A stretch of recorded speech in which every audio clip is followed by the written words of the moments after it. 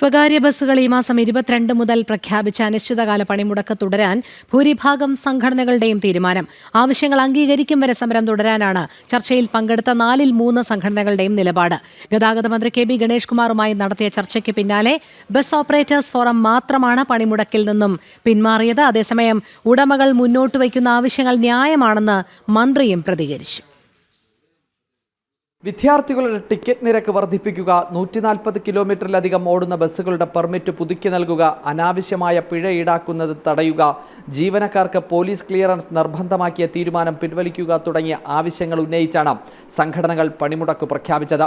എന്നാൽ ഗതാഗത മന്ത്രി കെ ബി ഗണേഷ് കുമാറുമായി നടത്തിയ ചർച്ചയ്ക്ക് പിന്നാലെ all Kerala bus operate forum സമരത്തിൽ നിന്നും പിന്മാറി. ഇവരെ സർക്കാരായിട്ട് ഏറ്റുമുട്ടിക്കൊണ്ട് ഈ കിട്ടാൻ പോകുന്ന കാര്യങ്ങൾ പോലും ഇല്ലാതാക്കുന്ന ഒരു സമീപനമാണ് മറ്റ് സംഘടനകൾ സ്വീകരിച്ചിരിക്കുന്നത്. അതുകൊണ്ട് ഞങ്ങൾ ഈ സമരത്തിൽ പിൻവാങ്ങാണ്. സർക്കാർ ഞങ്ങൾക്ക് ഉറപ്പ് തന്നിട്ടുണ്ട്. ഇത് മുഖ്യമന്ത്രിയായിട്ട് പെർമിറ്റിൻ്റെ വിഷയത്തിൽ മുഖ്യമന്ത്രിയായിട്ടും ഇത് ഒരു പൊളിറ്റിക്കൽ തീരുമാനം ഒരു സംസ്ഥാനത്ത് എടുക്കേണ്ട കാര്യമാണ്. എടുത്തതിൻ്റെ ഫലമായിട്ടാണ് അത് അങ്ങനെ വന്ന് മറിച്ച് ചെയ്യണമെങ്കിൽ വളരെ മാന്യമായിട്ട് ഗതാഗത മന്ത്രി ഞങ്ങളോട് പറഞ്ഞു, അതൊരു പൊളിറ്റിക്കൽ സമവായം വേണം, അത് നിങ്ങൾ ശ്രമിക്കുക, അതോടൊപ്പം അദ്ദേഹം ശ്രമിക്കാമെന്ന് പറഞ്ഞു. എന്നാൽ ചർച്ചയിൽ പങ്കെടുത്ത മറ്റു 3 സംഘടനകൾ സമരത്തിൽ ഉറച്ചാണ്. ഒരു കാരണവശാലും ഞങ്ങൾക്ക് അംഗീകരിക്കാതെ, പെർമിറ്റിൻ്റെ വിഷയം അംഗീകരിക്കാതെ സമരത്തിൽ നിന്ന് മാറി നിൽക്കാൻ ഞങ്ങൾക്ക് കഴിയില്ല. പിന്നെ ഞങ്ങളെ രണ്ടാമത്തെ വിഷയം പെർമിറ്റ് വിഷയം, വിദ്യാർത്ഥികളെ ചാർജ് വിഷയമാണ്. ഗതാഗത വകുപ്പ് മന്ത്രി ഞങ്ങളോട് ചർച്ചയിൽ പറഞ്ഞത് വിദ്യാർത്ഥി നേതാക്കന്മാരോട് ചർച്ച ചെയ്യണമെന്നാണ്.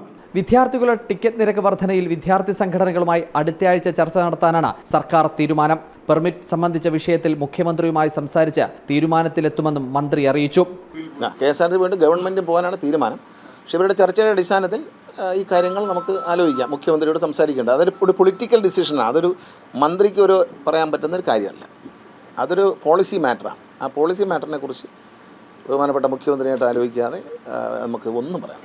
കഴിഞ്ഞ 8-ാം തീയതി സംയുക്ത സമരസമിതി സൂചനാ പണിമുടക്ക് നടത്തിയിരുന്നു. ഗതാഗത സെക്രട്ടറിയുമായി നടത്തിയ ചർച്ച പരാജയപ്പെട്ടതിലാണ് അനിശ്ചിതകാല സമരത്തിലേക്ക് പോകാൻ നിർബന്ധിതരായിരിക്കുന്നത്. ജനം, തിരുവനന്തപുരം.